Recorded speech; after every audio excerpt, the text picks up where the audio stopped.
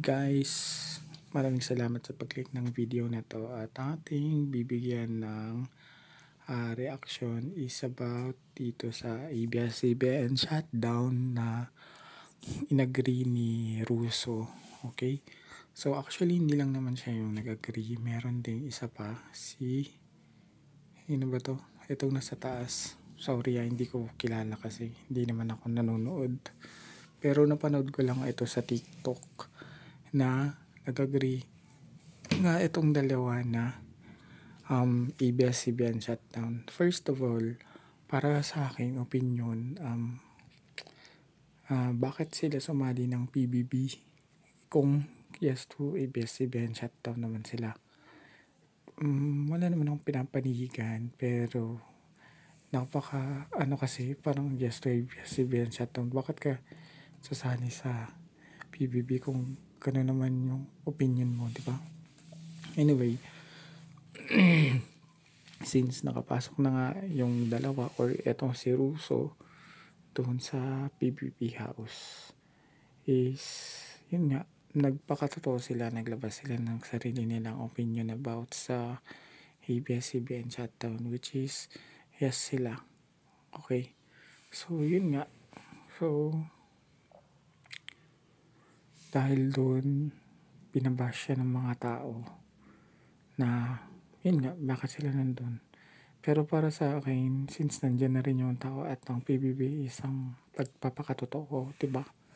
Yun naman yung sinasabi nila, magpapakatotoo ka sa PBB house. So para sa akin, since nagpakatotoo lang yung dalawa, hindi naman siguro nila deserve na mabash, or siguro deserve na rin nila mabash since yan naman talaga yung part talaga ng show kung hindi nagagari lahat ng tao sa'yo, diba?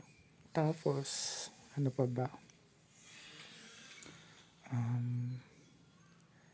Yung PBB house kasi, sabi ng mga napapanood ko, parang lahat daw ng mga ito according lang sa mga napapanood ko, tsaka nababasa ko, hindi daw maganda yung batch ngayon kasi parang syempre alam mo naman ng PBB na yan parang matagal na yan PBB, so alam na nila yung kalakaran, alam na nila yung style, strategy, diba?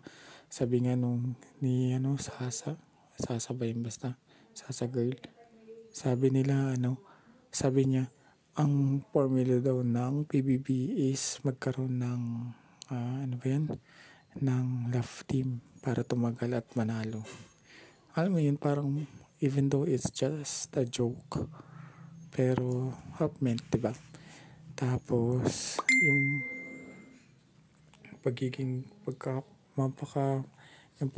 pagpapakatotoo hindi magiging totoo na yun kasi pwede ka talaga mag-play safe, tapos pwede kang maging neutral lang sa mga opinion para alam mo yun.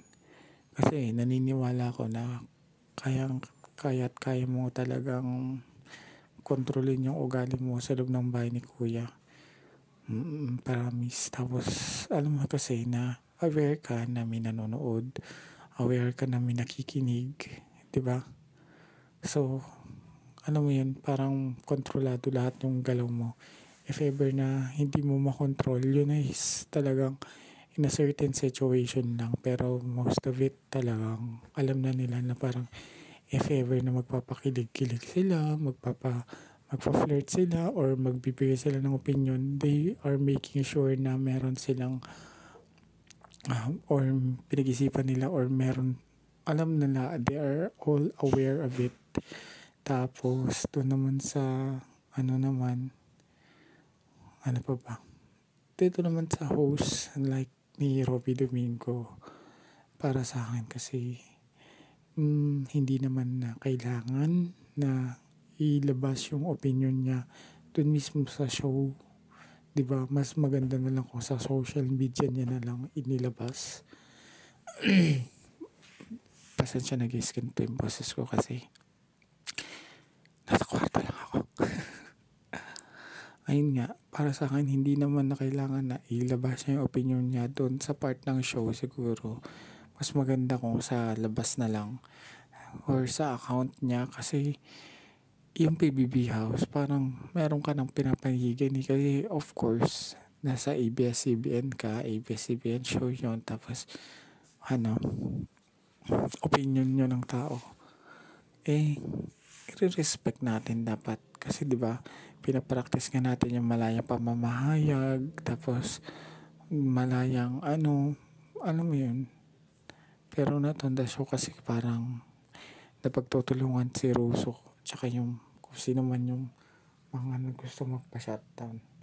Tapos meron daw si OG Diaz na sabi niya meron daw isang PBB housemate na nakapasok na daw na ang tawag doon makapal daw yung mukha kasi alam mo yun yes to ABS-CBN shutdown siya pero sumali ng PBB. Doon ko lang siguro napatunayan siguro na hindi nila tinitignan yung ganung bagay. Or it's just in case na parang tinignan nila na ganun. Kaya nila pinasok para, alam mo yun, ma-corner or something. I really don't know kasi hindi rin natin alam eh. Kasi kung paano yung pagsasala or pag-screen nila ng mga housemates nila. 'Di ba? Si Russo is naman to eh. Feeling ko very opinionated din. Ako para sa akin ang ABS-CBN shutdown masyado naman grabe naman para sa akin. Mahal ko ang ABS-CBN. Though meron nga talaga silang violation.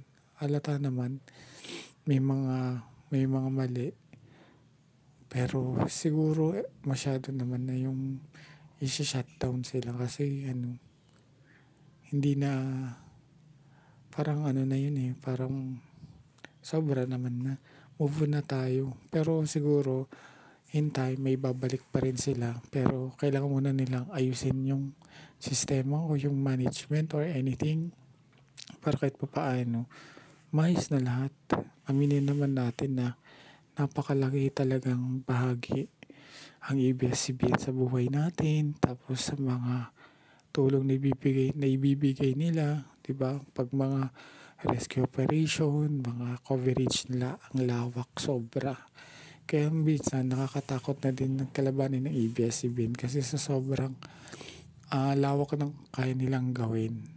Ang gusto ko lang siguro magamit lang nila sa magandang pamamaraan yung kanilang kapangyarihan kasi ang Pangulo hindi rin perpekto, nagmumura, alam mo yun, tapos meron din naman siyang mga maling mga nasasabi kagaya ng parang yung pagmumura sa mga siguro way of expression niya lang din yun pero grabe, alam mo naman ang gusto lang naman ng lahat is mapabuti ang lahat, 'di ba?